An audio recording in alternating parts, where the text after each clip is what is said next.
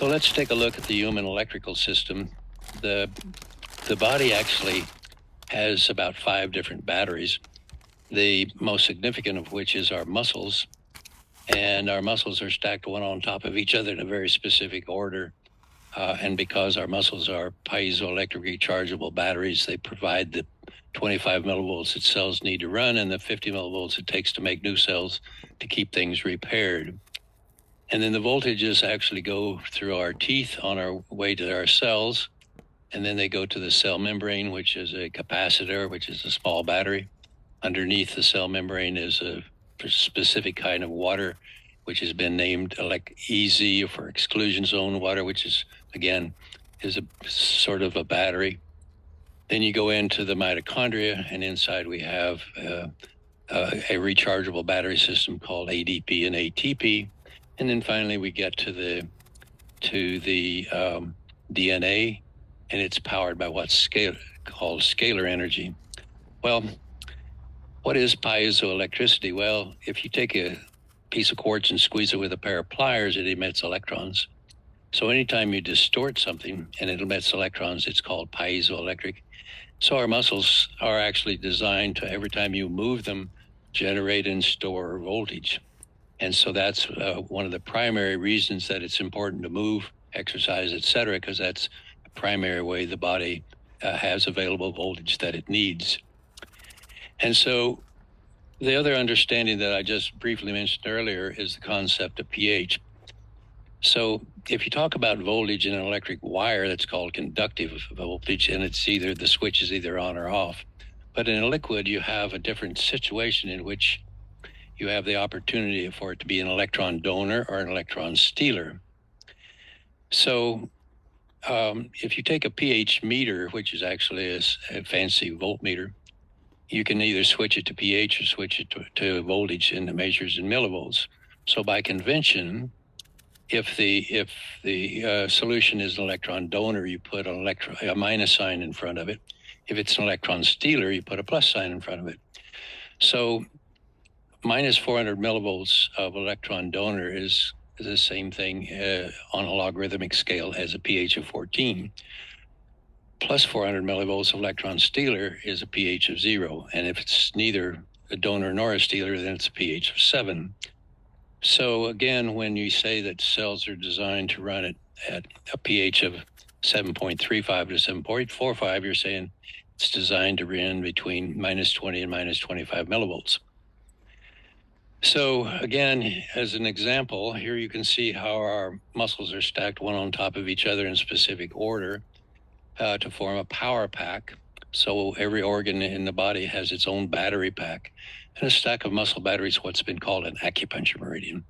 So this one, called the spleen meridian, starts under the big toe, goes up the inside of the leg, special branch goes to the female genitalia, goes around the back where it gets the adrenal glands, the spleen, and the pancreas, goes up into the neck and makes a loop, and hooks into what's called the stomach circuit.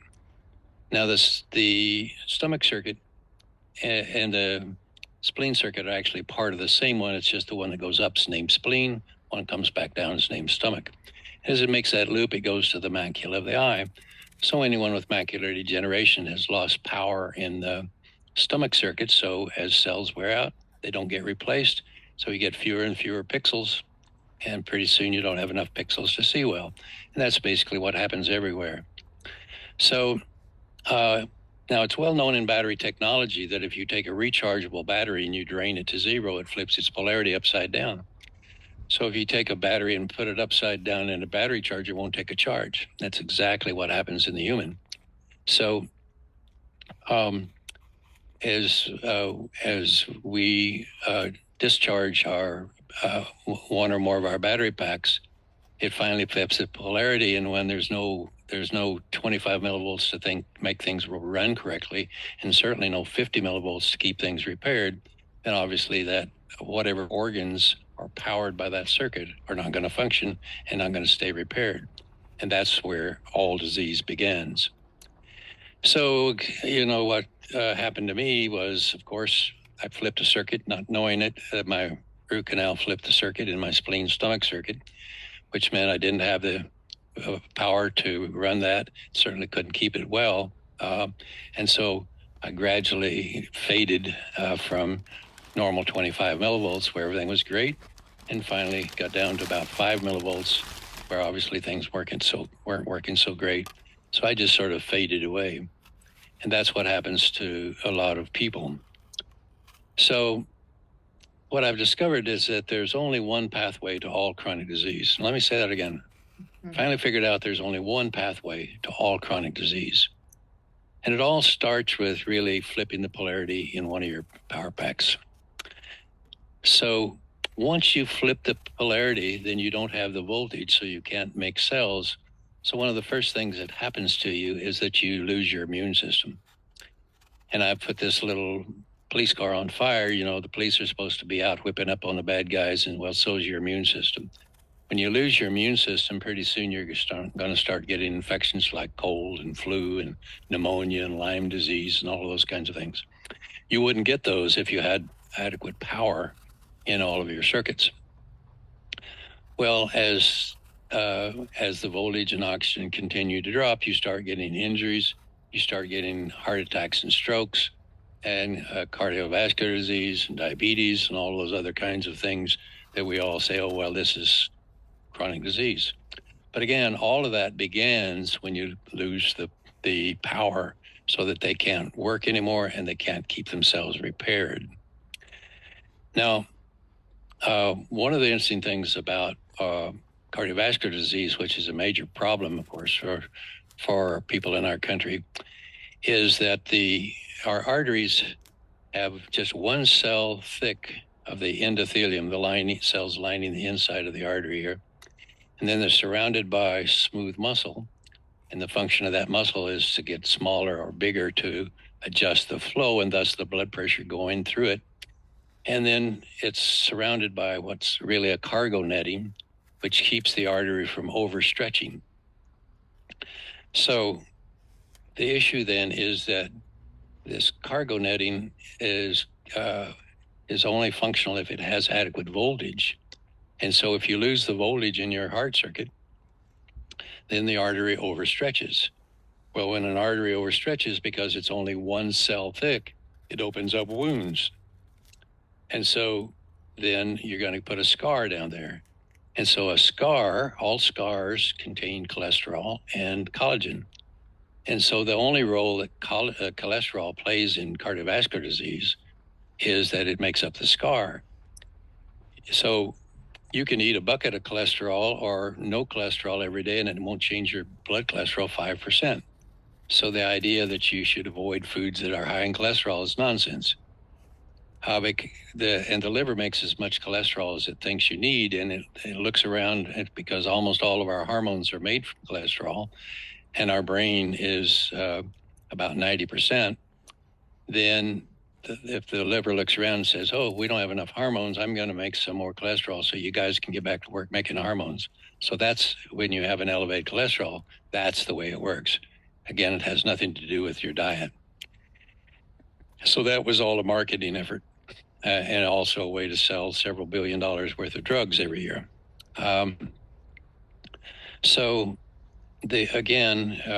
Cardiovascular disease is due to loss of voltage in the acupuncture circuit that powers it. If it's in your heart, it's there. If it's somewhere else, like in your legs, it's the local acupuncture circuit or acupuncture power supply. Now let's look at injuries. Every joint is surrounded by 6 of these bands, as you can see here, of muscle circuits. And so they balance each other and thus protect the joint. And so it's like having 6 bungee cords around your joint. The bungee cords keep it firm and stable, but allow it to bend. But if you cut one of the bungee cords, now the joint's unstable. Its unopposed cord corrects and bends it that way and helps wear out the joint. So again, most injuries occur because you've lost power in one or more of your acupuncture circuits around the joint. And then, so what happens is that if you go through this process, you get all of the usual chronic diseases that people think about and know about. And those are often what does us in. But if that's not what does us in, we start down another pathway that has to do with oxygen. And so if we look at the oxygen issue, inside our cells, we have these rechargeable batteries called ATP and ADP. If the battery's charged up, it's called ATP. If it's discharged, it's called ADP. And so this is the final common pathway, or the final common battery that provides the 25 millivolts that the cell needs to repair or to run, and the 50 millivolts to repair itself. And so because it's a rechargeable battery, we have to have a battery charger inside the mitochondria. We call that the Krebs cycle or the citric acid cycle. But basically, it likes to run on fatty acids. And so for every unit of fatty acids you put into that battery charger, if oxygen is available, you have enough electrons to charge up 38 of these little batteries. If oxygen is unavailable, for every unit of fat you put in, you only get enough electrons to charge up 2 of these batteries. So it's like having a car that goes from 38 miles a gallon to 2 miles a gallon. And obviously, it becomes very inefficient, but you begin to see the relationship between voltage and oxygen. Now, the next thing we need to look at is what's called the Bohr effect, or Bohr's law. Christian Bohr described this. And the issue is that in order to hook oxygen hemoglobin in your lungs, you have to have 34 millivolts in your heart circuit. Now, it's interesting that your trachea and bronchioles are on the lung circuit, but where you actually attach oxygen hemoglobin, called the alveoli of your lungs, is on the same circuit as the heart. So when you put this little gadget on your finger and it says, okay, you're 98% saturated, it means that 98% of your red cells and your hemoglobin has oxygen attached to it. So one of the issues that happened during COVID, which is kind of interesting, is that even though all medical students are taught Bohr's law in freshman medical school, they have often forgotten it, because people would go into the hospital with a viral illness, and they would measure and say, oh, you're running at 70% or 80% oxygen saturation. We got to put you in ICU, put a tube down your throat and pump oxygen in there. Well, pumping oxygen in there didn't help any, because they didn't have the 34 millivolts in their heart circuit. So no matter how much oxygen you put down there, if you don't have 30 millivolts, it won't attach. That's why 80% of the people that got intubated died.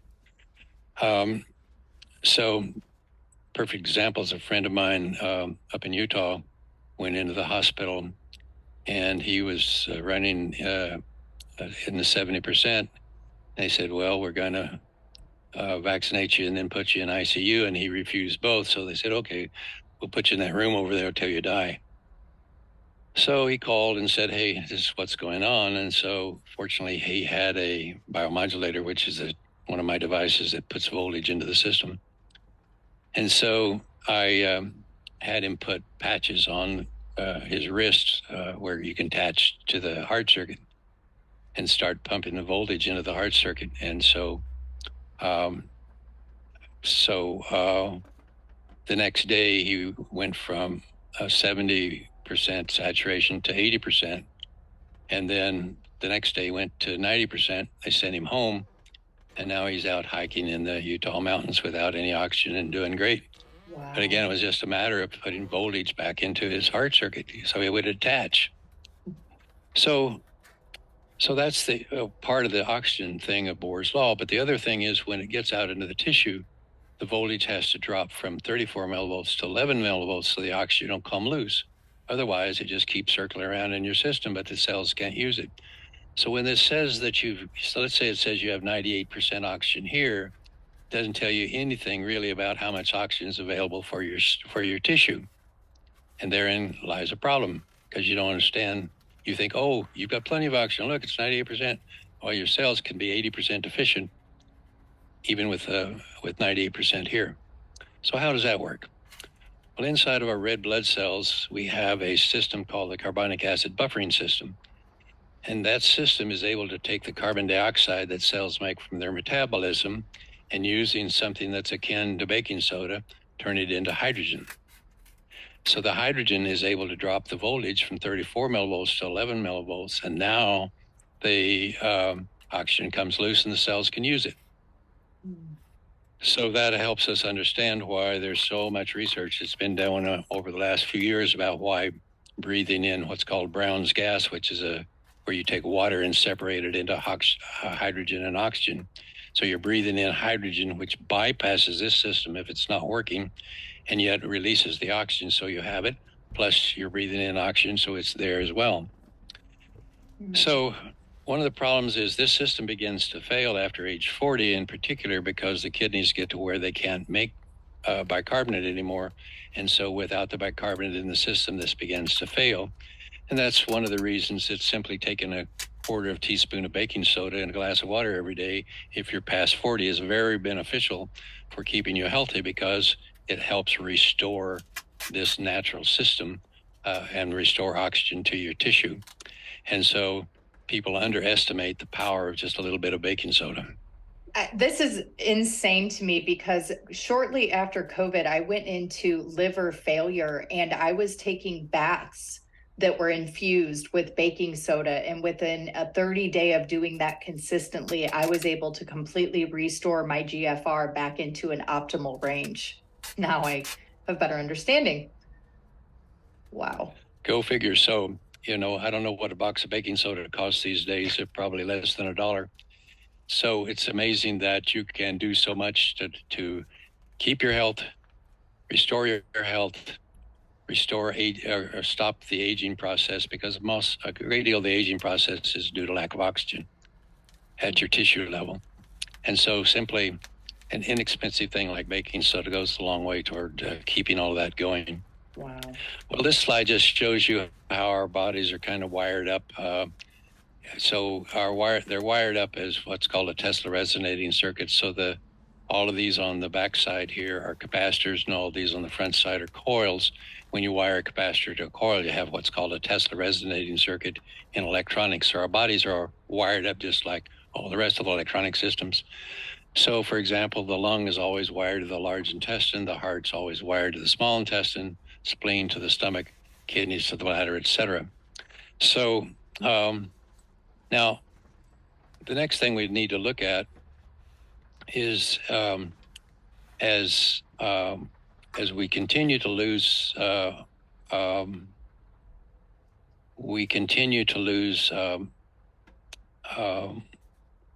voltage, and then we continue to lose oxygen.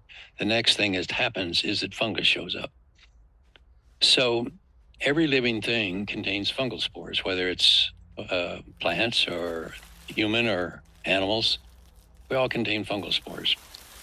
And so when, let's say this leaf, you can see the fungal spores on it, let's say this leaf falls off a tree, then what happens is that those spores wake up, put out enzymes, and turn that leaf to dirt. And the same thing happens if you have an animal that dies in the forest. Fungus shows up, turns that animal to dirt. And so that's the role, an important role of having fungus in all living things. Otherwise, we'd all be over our eyeballs in dead leaves and dead animals. So let's say you lose the voltage and oxygen in your liver. Well, fungus is going to try to turn your liver to dirt. And it doesn't know and doesn't care if the rest of you is okay. So when you flip the polarity in this power supply to your liver, and time goes by and oxygen keeps dropping more and more, pretty soon your fungus is trying to turn your liver to dirt. And as a matter of fact, one of the things we've been working with quite a bit this last several months is people with ALS. And what we found is that they all have lost power in their liver circuit, which is the power supply to the spinal cord. And of course, what's happening then in ALS is that fungus is trying to turn their spinal cord to dirt, and that's why their spinal cord gets working. And it's so, once you understand how all of that works, then it hasn't been so difficult to start getting them better. So let's go back then and talk about what happens next. So here we go. So again, if you don't get done in by heart attacks, strokes, injuries, all that stuff, you start going down this road, you start losing oxygen. And here you can see an oxygen, a fungal spore in a phase contrast microscope. And it's been shown you can see this fungus show up 2 years before you develop a malignancy. But the next step is, as things keep dropping more and more, is you end up with a malignancy. And so let's see how the malignancy situation works. So the theory that malignancies are caused by mutated genes was proposed by Bohr in 1902. And so that's been the theory upon which cancer has been treated since then. So with that idea that genes mutate for some unknown reason, make cells grow rapidly, and we call that cancer, we use surgery to go in and cut out the tumor and throw it away, or we give drugs or chemicals that destroy rapidly growing cells, and we call that chemotherapy, or radiation kills anything it touches. So that's been the basis of cancer therapy since 1902. Now, let's see how that's working. So this is data from the American Cancer Society from 1930 to 2019. And what you can see is our ability to treat cancer hasn't really changed since 1930. Lung cancer did get worse as more people smoked. It got better as fewer people smoked. But again, it hadn't changed much since 1930. And this is for men. This is for women. The scatter is broader, but it's still the same situation. As you can see, most of these lines are fairly straight. Yeah. Actually, you can see for the women, a lot of it has not gone significantly better. Well, here's an interesting study out of Australia.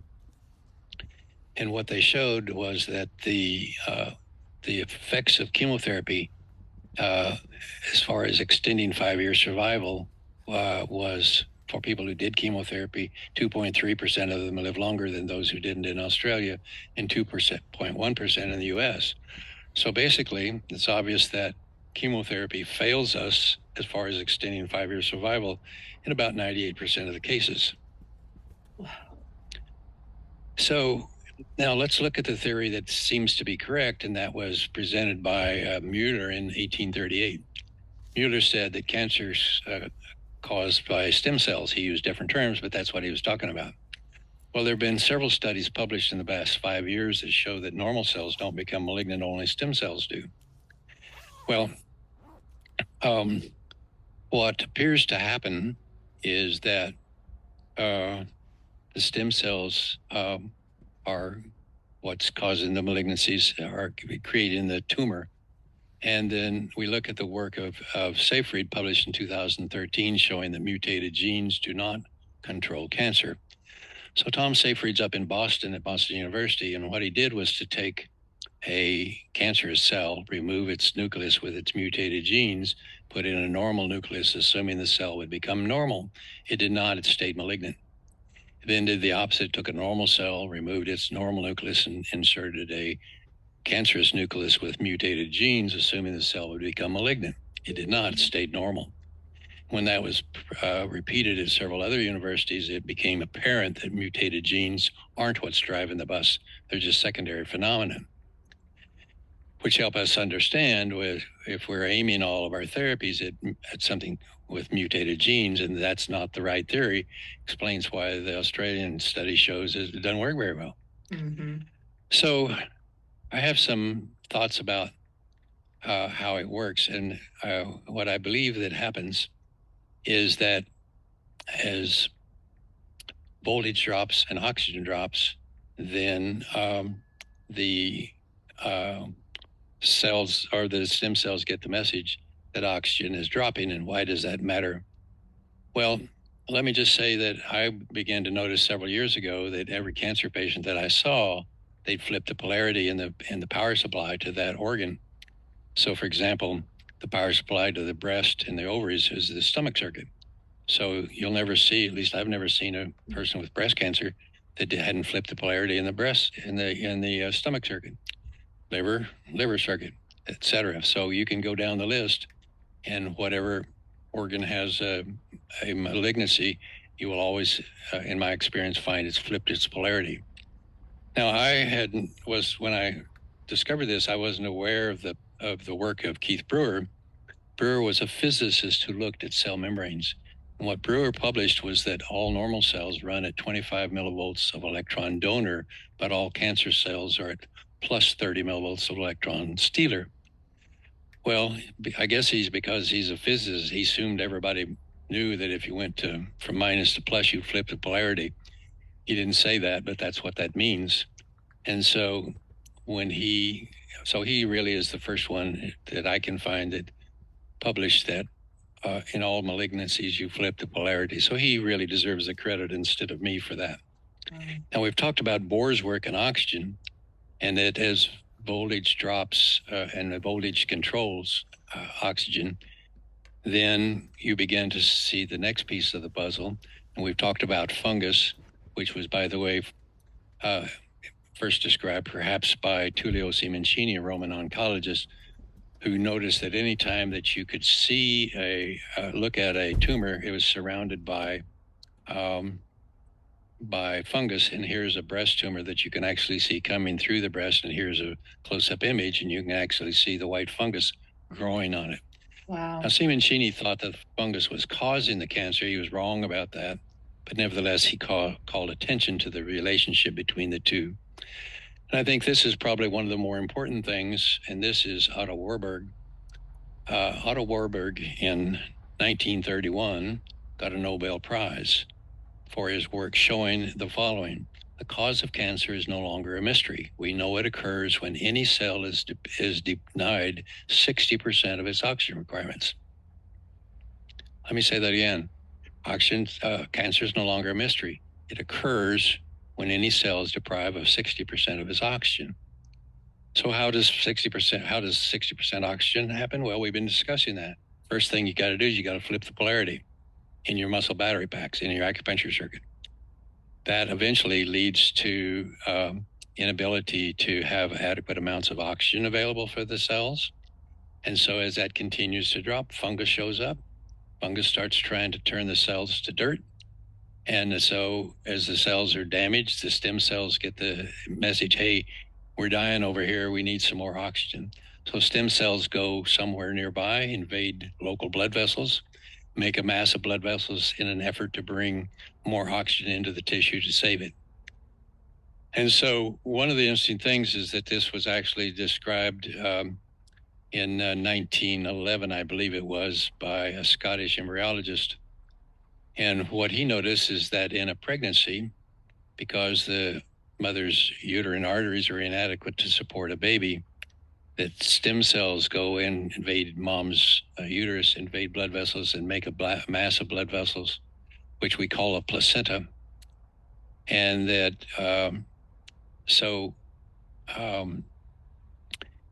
it has been noted that that if you test for it, both in men and women, you can often find the hormone that's only found in pregnancy and cancer, chorionic gonadotrophic hormone.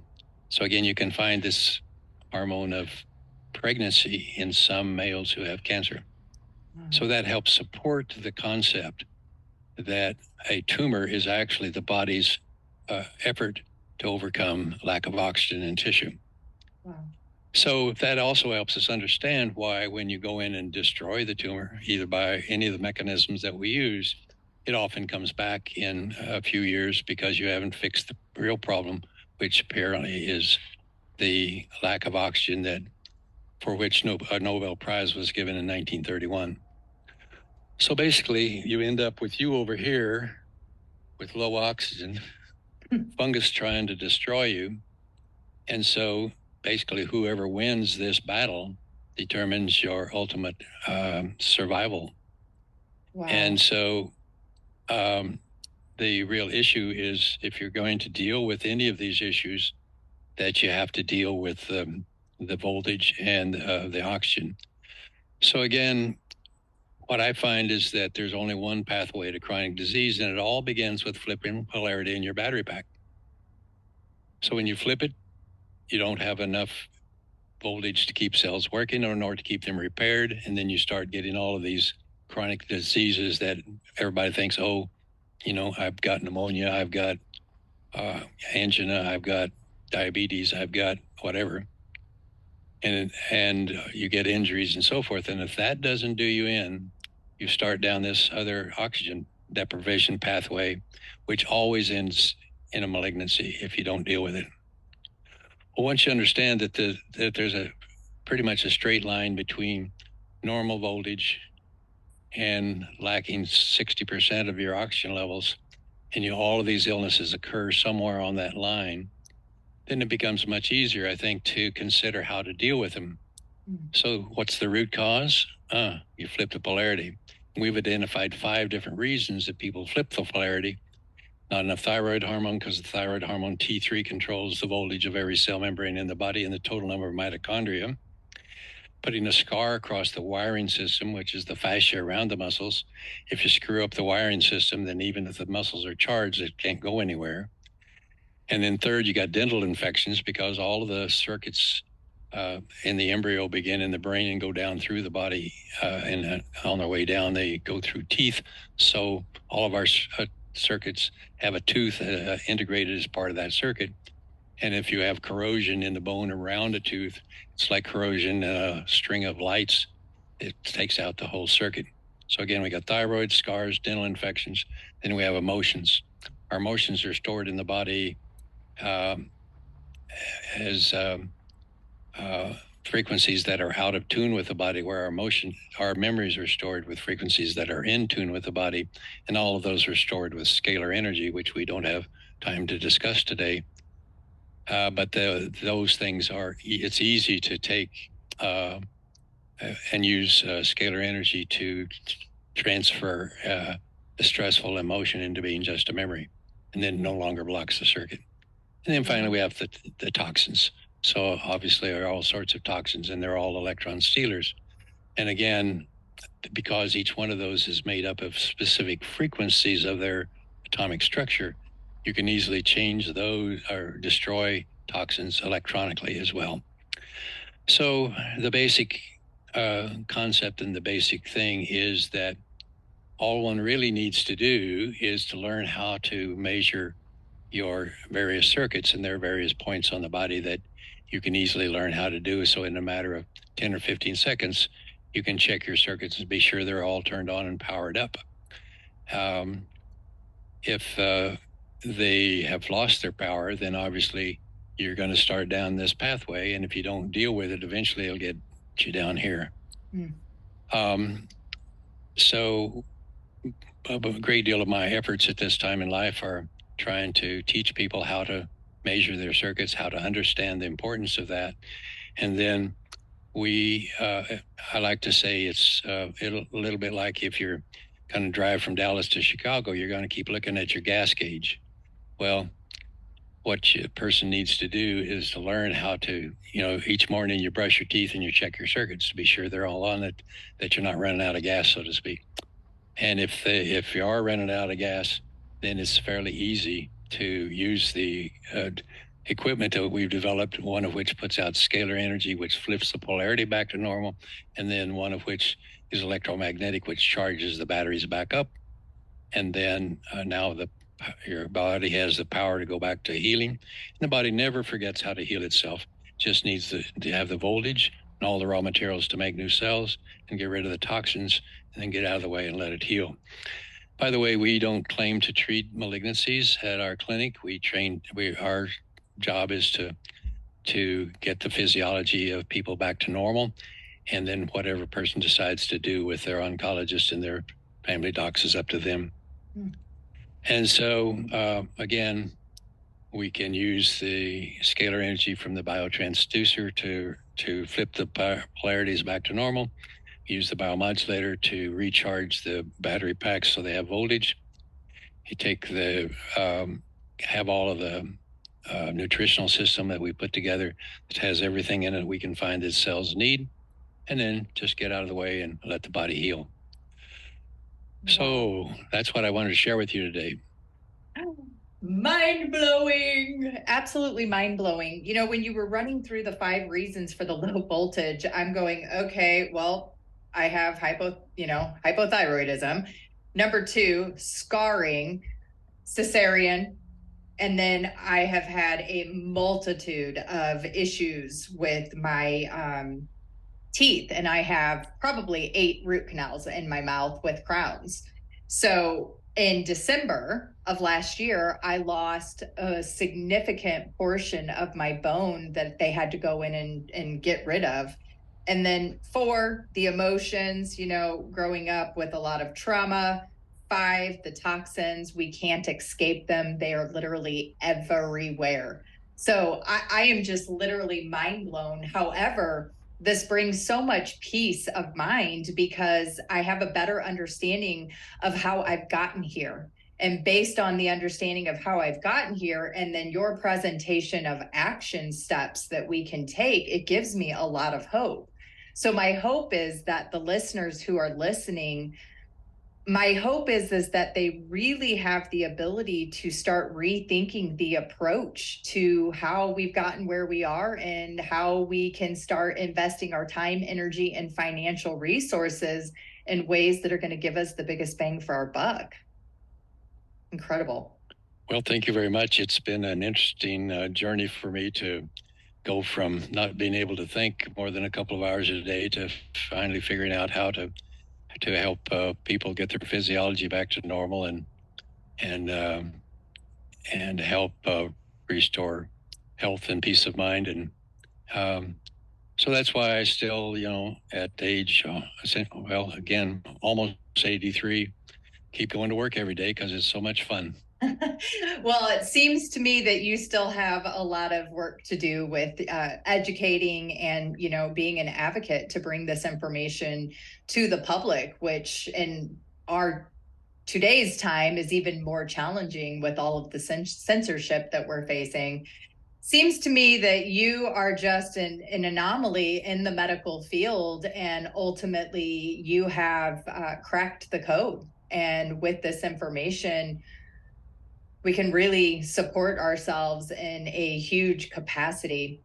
When I was reading through one of your books, one thing that really stood out to me, you made a statement about how our bodies don't need these things that come from far away, that God literally gave us everything we need to heal, and we have to trust in that.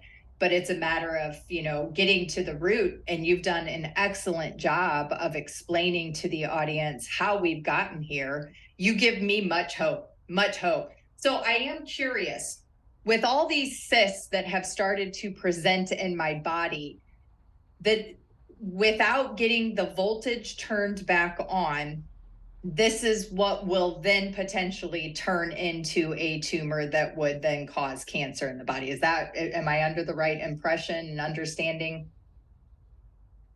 Yeah, the data shows that approximately 50% of Americans will end up with cancer. Mm-hmm. And again, as I'm just quoting again, Otto Warburg, cancer only and always occurs when any cell or organ has lost 60% of its oxygen requirements. So that leads to the question, well, why does a person lose that? Well, again, as I've shown you, with Brewer's work, you flip the polarity, and then with Bohr's work, that leads to the loss of oxygen. Mm-hmm. And then, as you can see from Simoncini and others who have looked at this business of finding fungus in the blood a couple of years or so before malignancies are diagnosed goes all the way back to World War I. Mm-hmm. Some of the German physicians were seeing that long ago. And so the fungus shows up to try when oxygen drops, and then as it drops by 60%, your body stem cells recognize the damage that's going on and try to solve that problem of damage by making a mass of blood vessels. So basically all solid tumors are basically placentas. Mm. So that explains all of this vascularity that has started to develop in my breast, in my liver, and in the ovary, as well as my lungs. It's phenomenal. Yeah, so and you need to differentiate between vascularity and cysts. So iodine is the truck that moves secretions from inside cells to outside cells. So any place that you have cysts, it's due to iodine deficiency. So, for example, you can take a woman with fibrocystic breast disease, put her on the iodine product that you discussed, and within 6 weeks, all those cysts are gone out of the breast. I'm just going to show the audience one of the products that you have developed that I started taking. Yeah. So again, cysts in the body are due to iodine deficiency. Wow. Wow. Incredible. You are brilliant. And I just want to commend you on your ability to take this really complex information and articulate it in a way that the consumer can understand. I think that this is so vital to the education piece, is being able to present information in a way that the audience can connect with, understand, create the value behind needing to take action.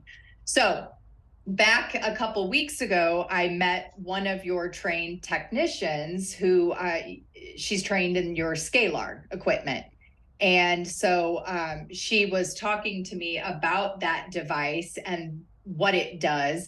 So I plan to have her on the podcast so that we can dive deeper into that technology. Is there anything just briefly that you would like to say about that device you created? Well, yeah, everybody knows about electromagnetic energy. You know, it's electricity and it's radio waves and all of that kind of stuff. Very few people know very much about scalar, but it turns out that scalar is an energy that fills the entire universe. And so scalar energy is a little bit like energy in a savings account. It's not, it's not doing anything until it bumps into something that is either a platonic solid or is Fibonacci. So I know a lot of people don't know what those words mean, but a platonic solid is something that is a sphere, a cube, a pyramid, a hexagon, etc. And so if you think about, for example, what's the shape of the skull? Well, it's basically a sphere. What's the shape of the chamber in your heart? It's a pyramid. So that explains why blood begins to move in an embryo before the heart ever starts to beat, because scalar energy implodes into it, and the energy then allows it to start moving, as well as the fact that that arteries and veins are opposite polarity, and that also helps move it through the body. What's the shape of a uterus? It's basically a pyramid. So you're imploding scalar energy into the uterus, which the baby needs in order to grow. And so and then our DNA is actually what's called Fibonacci. So Fibonacci is a number called 1.618. So if you look at your finger, the second digit here is 1.618 times the first one. The next digit is 1.618 times that, etc. So the distance between the top and the bottom of my skull is 1.618 times the distance between my pupils. So, but perhaps more important than all of that is that for every length of every turn of the DNA, it's 1.618 times the diameter. And so scalar is what implodes into the center of our DNA to empower it.